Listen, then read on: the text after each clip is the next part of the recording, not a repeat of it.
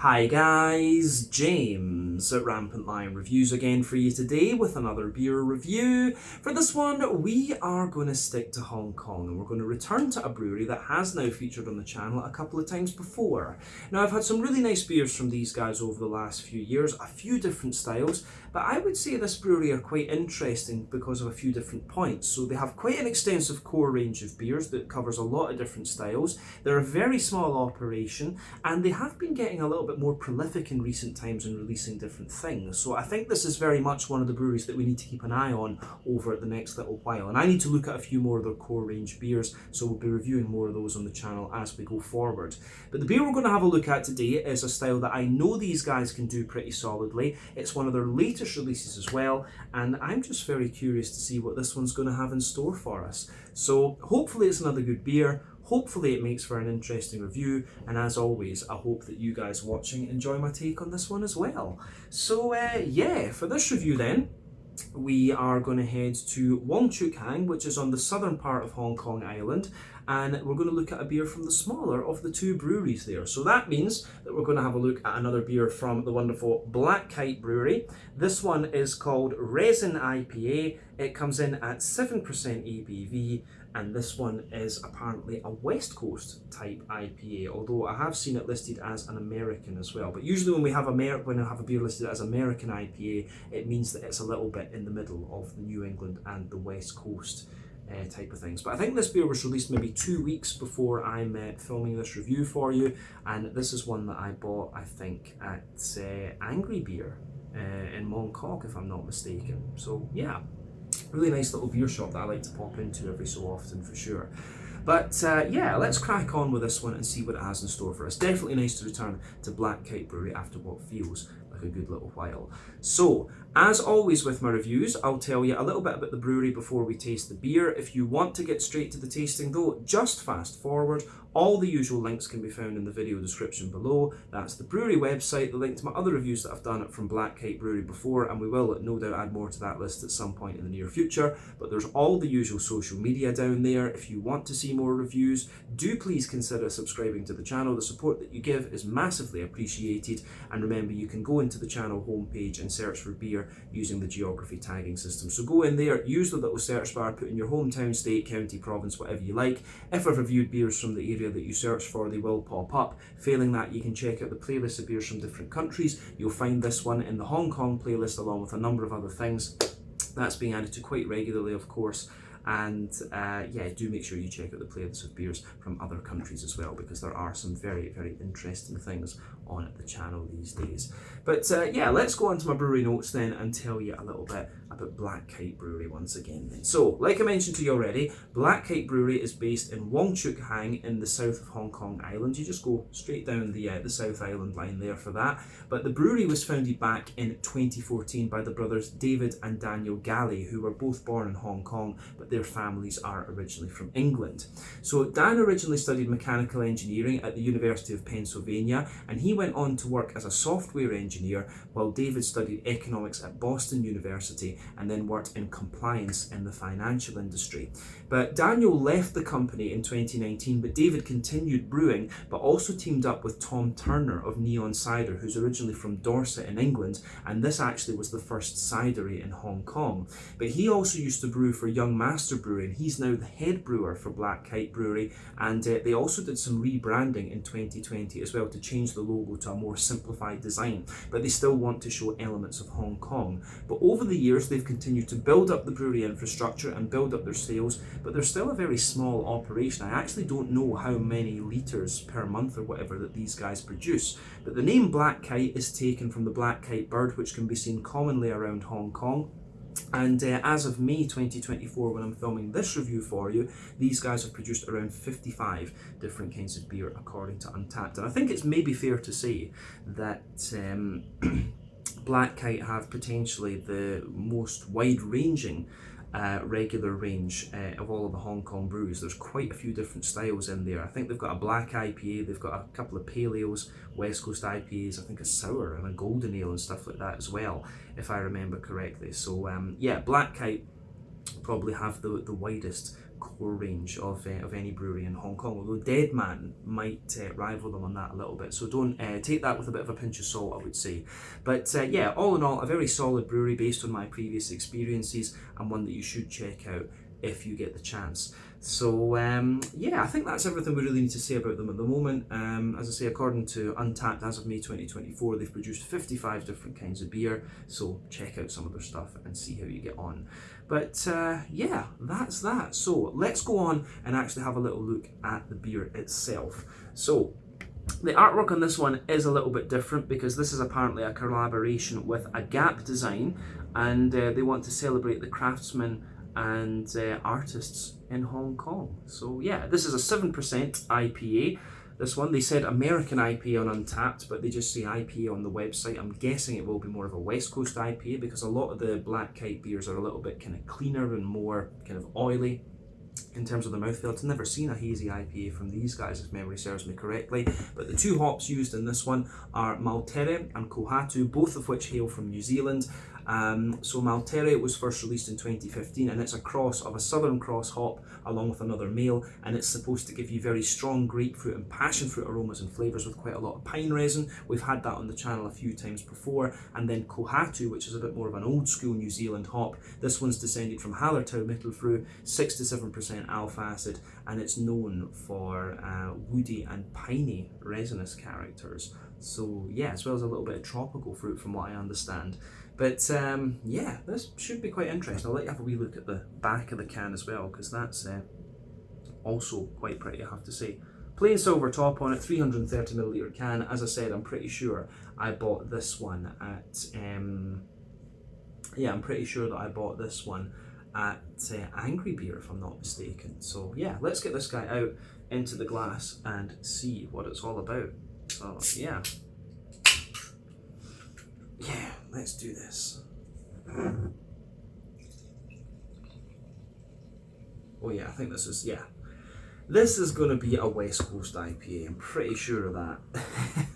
You can just tell from the colour of this thing. So yeah, before the head disappears, you can see that this beer poured with about maybe a third or a half finger of a frothy kind of cream coloured head there. That's faded away to be pretty much nothing, just a few big bubbles sitting on the surface of the liquid there, but you can see this beer looks pretty good. Medium-sized bubbles on the top there. This thing is pretty much, it's got a little touch of natural haze to it, but it's pretty much crystal clear. So yeah, remember the colour of your beer depends on a few things. One, the type of malts that you use. This goes a long way to determining your EBC rating. Two, length of your wort boil is also going to play a role, because the longer you boil the worts, the more the sugar caramelizes, and thus you get a darker colour of beer. But any barrel aging dew or adjuncts you put in will affect the colour as well. When it comes to IPAs of pretty much any description, you don't often have to care about that, especially with the kind of West Coast IPA. But yeah, this one's a lovely kind of rich blood orangey amber colour. It's not the darkest of ambers that I've come across actually, but yeah. So when it comes to the West Coast IPA as a style, I think there's a few considerations to be made. These beers can be a little bit more bready and biscuity, such as the Russian River Pliny the Elder, or they can be a little bit more oily and caramelly, such as the Sierra Nevada Torpedo. Going by the colour of this one, I would say that this beer is likely to be somewhere in the middle of those two extremes, if we can call it that. But yeah, the other key thing to remember about West Coast IPAs is that the malt base tends to be all barley malt. It's not unheard of to use a little bit of wheat or a little bit of oat, but predominantly the malt base is barley malt, whereas New England IPAs have a lot of barley malt in there, but also wheat and oats, which is what gives them the haziness. And of course the hopping is different, but we'll come to that a little bit later on.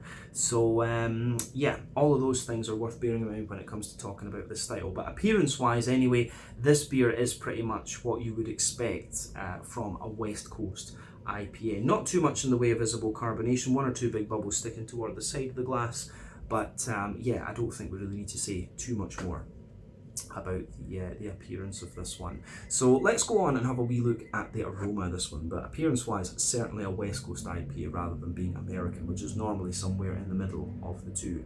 So yeah, let's do this. Oh, right. That's quite interesting. Now I'm going to say straight away, this beer really does not have a very pungent aroma to it. I think this is going to be one of these ones where we'll get a lot more out of the actual flavour than we will out of the aroma of the beer. Even if I sugar this thing up a little bit, it really,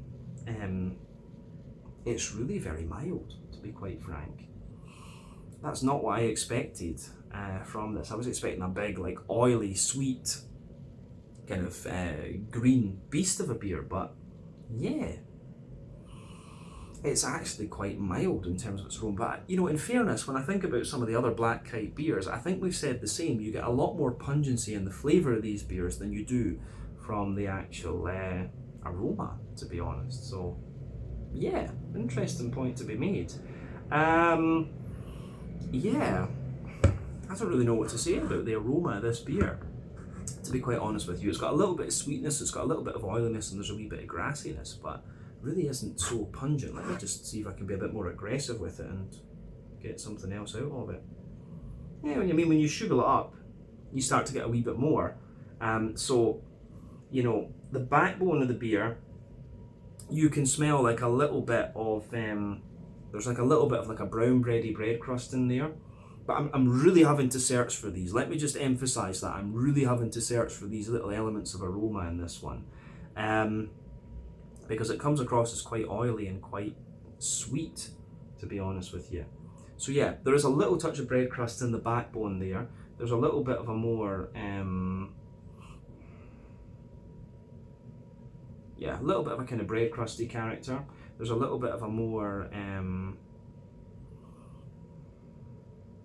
yeah, there's a little bit more of a kind of bread crusty character in there. There's a wee bit of cracker. There's a wee bit of a more, yeah, a little bit of bread crust, a little bit of cracker. There's a bit of a brown bready sort of thing, but as I say, these aromas are all very, very mild. Like, I'm really, really searching for these. But yeah, bread crust, cracker, very slight wood, brown bread. And, you know, the brown bread would be kind of expected because of the malts in this. I'd be curious to see the brew sheet of this one. But, yeah. When you sugar the beer up, you start to get more sweetness out of it, for sure. Like, above this kind of sweet wholemeal brown bread, you start to get a little bit, there is a wee bit of like a sweeter toasty caramel in there. There's a bit of biscuit as well. Oily sweet caramel, definitely. So yeah, oily sweet caramel in there. McVitie's biscuit. Yeah, sweet caramel, McVitie's biscuit. Toasty caramel, as I've said.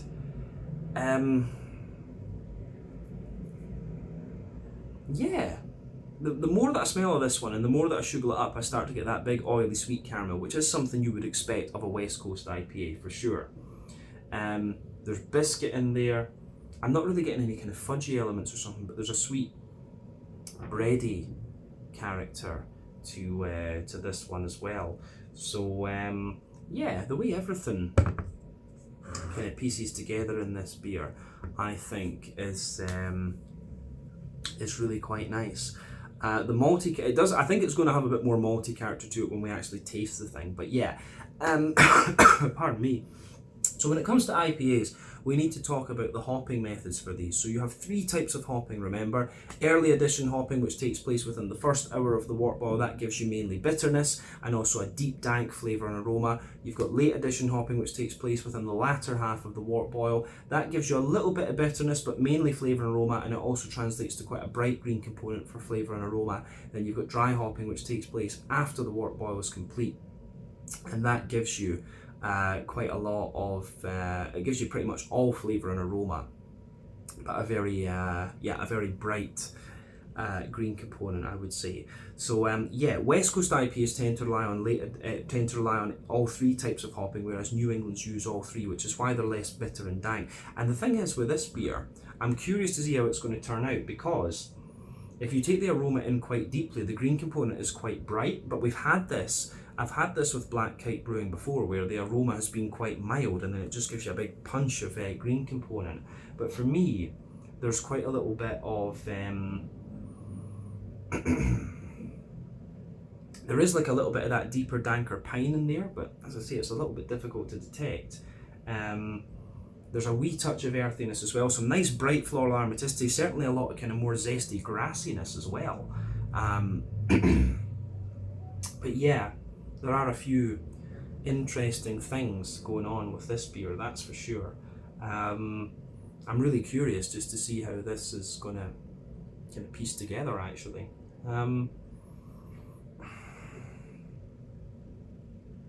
Yeah, I think, yeah, a good little bit of floral aromaticity. It smells a little bit like a kind of wet, freshly cut grass actually. I really like how that pieces together in that sense. The fruity side of this beer for me is quite interesting because I get like quite a lot of oily passion fruit out of this one. At the same time, I'm getting quite a little bit of lime. So passion fruit, lime, there's maybe a bit of pineapple in there as well. It actually smells a little bit like the Haribo Goldbergen, the Goldbergen, like the Haribo gummy bears. It smells, the fruity character you get out of this one smells a lot like that.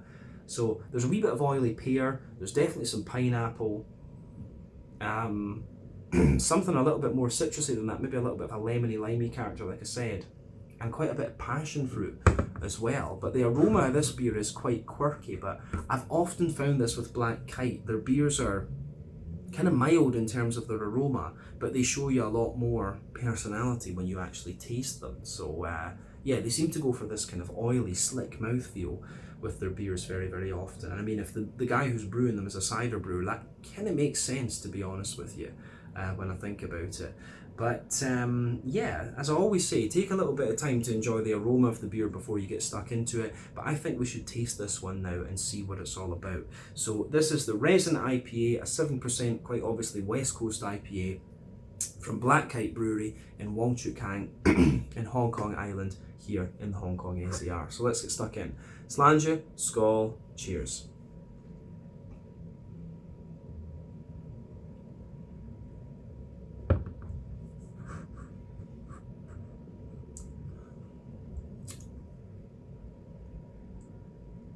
Yeah.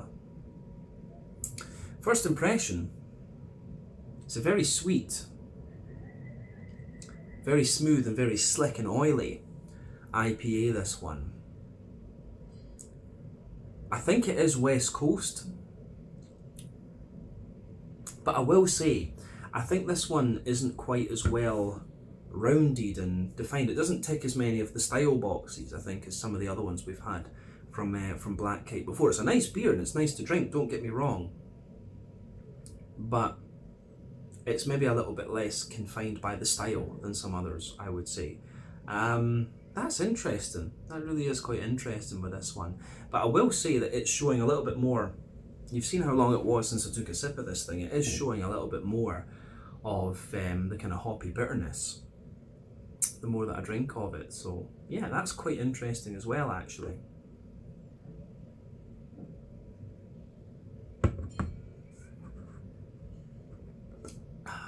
Yeah, I do like how this pieces together, actually. And I've often found that with the Black Kite beers, they do grow on you the more that you drink of them. But yeah, after like 2 sips of this one, it's definitely like a kind of more old school West Coast IPA. And one of the things I do like about Black Kite beers as well is that from the flavour and things, and just from the flavour composition, you can tell these things are brewed on a very, very small scale. So they've just got a little bit of that kind of almost, they've still got a little bit of that kind of small batch rawness to them, actually. So that's one of the reasons I always like trying the Black Kite stuff. I need to make a list of all the different ones that I want to try from these guys, like I said, because I've been reviewing like the new stuff that's been released rather than the kind of core range almost. So so yeah, quite a few things that I want to try from this brewery. But yeah, in terms of a West Coast IPA, this one gives you quite a lot of what you'd expect. So let me just break this beer down and describe it for you a wee bit more in depth.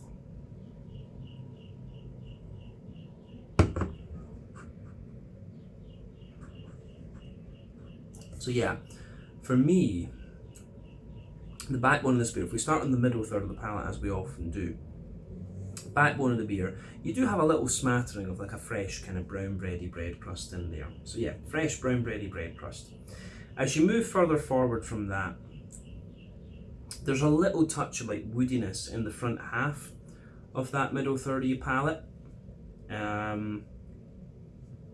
Yeah, a little bit of a kind of woodiness in the front half of that front third of your palate, and then on top of that you can feel there's a more kind of grainy, brown bready character out of this one, and I would say that it's the grainy kind of brown bready character for me is quite nice. It's got a little bit of oiliness and a little bit of sweetness to it. I wonder if it's American two-row malt that's in here just from the flavours. But yeah, the brown bready bread crust, a little bit of woodiness, then a more dense, slightly dry, wholemealy brown bready character. You get a little bit of a more dense white bready character sitting above that as well. And then you start to get the sweeter part of the malt base. So let's focus on that.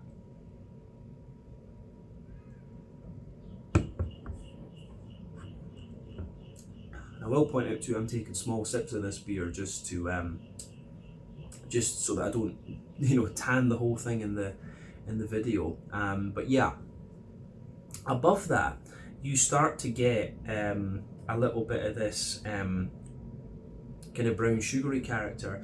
There's something coming out of this beer as well, and it's set off my contextual memory. I remember a couple of home brewers that sent me their beers from Denmark or Sweden, and they were telling me they used a little bit of grape sugar in, they sent me a little bit of some of their beers, and they were using some kind of grape sugar in their beers. And the flavour that I'm getting out of this beer, it has a little bit of that like sugary, grapey thing. It reminds me of some of the grape sweets that you get over in Japan actually. So, pardon me, yeah, the grape sweet characters that come out of this are really quite nice actually. So, for me, they you can feel like above the kind of white bready layer that feels you've got the kind of brown sugar, like this oily sweet caramel, very slightly toasted as well. And then above, so you've got the toasty caramel layer, I would say, yeah, toasty caramel layer. Then you've got the more oily sweet caramel, but within that oily sweet caramel layer, you have this kind of grapey, yeah, you have this sort of like grape sugary type note.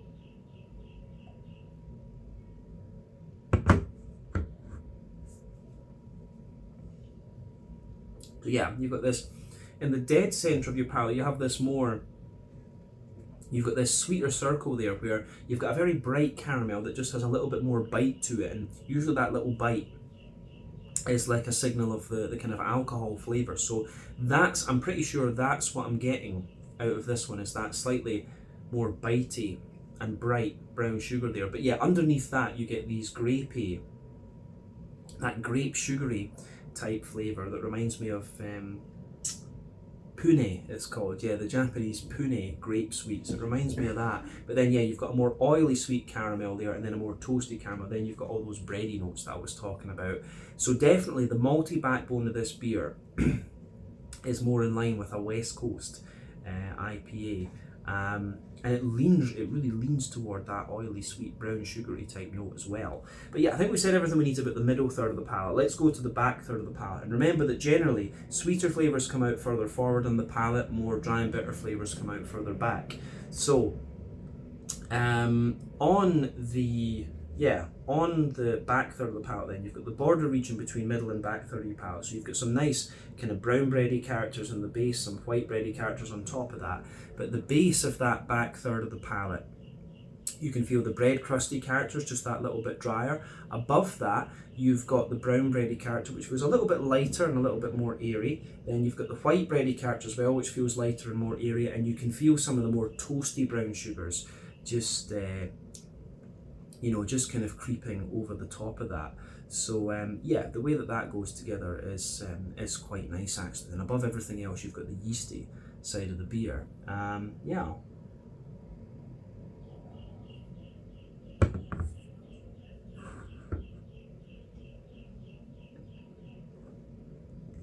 So, for me,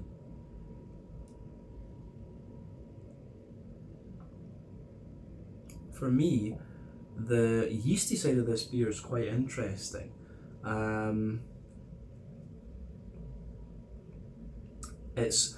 if you go, the yeasty character sits above everything else on that back third of the palate, so you can feel at the centre there's this dense, like sweet brown bready character. And as you move further out from that, it just becomes a little bit brighter and a bit more biscuity. Then round the edge of the yeasty character, you've got a wee bit more kind of like bread crust. It's a mix of it's almost like a wafer, like a honey caramel wafer or something like that. So yeah, the yeasty character in this beer certainly is quite interesting actually, but definitely the yeasty character in this one lingers into the aftertaste too, along with that kind of more oily, syrupy, brown sugary note. But yeah, definitely the you can feel on the back third of your palate the flavour is taller. Then as you move further forward into the middle third of your palate, it just kind of condenses down and squashes together that little bit more. And yeah, so you get the taller flavours on the back third of your palate. Then it kind of just squishes down and yeah, just kind of condenses down and squashes together that little bit more. Yeah. But yeah, the brain isn't working. The kind of malty, yeasty side of this beer is quite nice actually. As I say, that quite often the black kite beers grow on me the more that I drink of them. Now on the hoppy side of things, this beer, it does get deeper and danker the more that you drink of it, but the green component is still very smooth and very oily, which is quite interesting. So on the back corners of the palate, you've got a nice little bit of earthiness in there for sure. So yeah, nice little bit of earthiness. But as you move further forward, there's a wee touch of herbal character, but then you start to get more and more of that kind of pine resiny note. And I think both Kohatu and Maltere are going to give you that. There's definitely a wee bit of early edition hopping going on here. So you get a little bit of piney resin. Then as you reach the front corners of the palate, there's more sort of floral aromatic spice. But round the front curve of the tongue, the beer is definitely lighter and more grassy for sure actually. So yeah, wee bit of that going on as well. But as I say, the whole green component in this one is quite oily, but front curve of the tongue, it's got a wee bit more kind of zestiness to it actually. Yeah, let's focus on the front third of the palate then and the fruity side of things just to round off the flavour profile.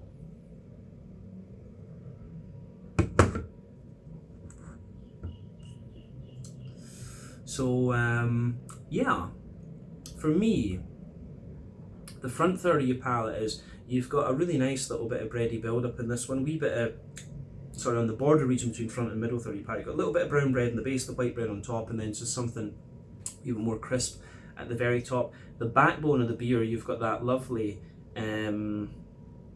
you've got that lovely kind of, brown bready bread crust in there, sweet brown bread, white bread, and then yeah, you've got a wee touch of, a more,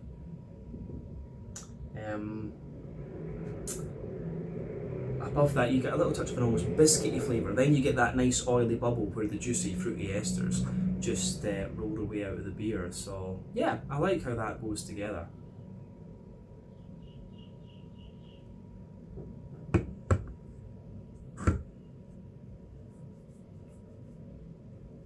So yeah, the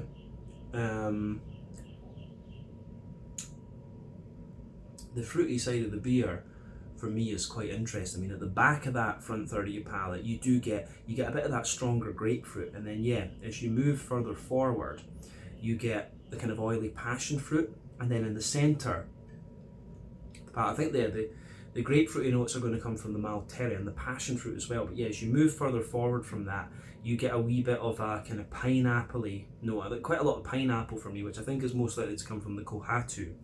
And then it has this like peary, apricot-y type note, which I think is, it's mostly the Kohatu, that one. So yeah, the stronger grapefruity, passion fruity notes are from the Maltere, and then yeah, the front half of the palate is more focused on the Kohatu, yeah, pineapple, apricot, and stuff like that for sure. So yeah, I think the way all of that goes together is quite nice. There's maybe a little touch of lime just behind the very front tip of your tongue too, just mixing in with all those grassy esters. But all in all, quite interesting, this one. Definitely a more Yeah, very oily, very slick West Coast IPA this one, but definitely West Coast IPA. So yeah, I think we could leave it at that for the flavour profile. Let's round off with a look at the mouthfeel. As I said, very slick, very oily beer, this one. Top end and mid-bodied for me. Carbonation is almost non-existent. It's very slick and very smooth, this beer. No question about that. IBU, what would we say about that?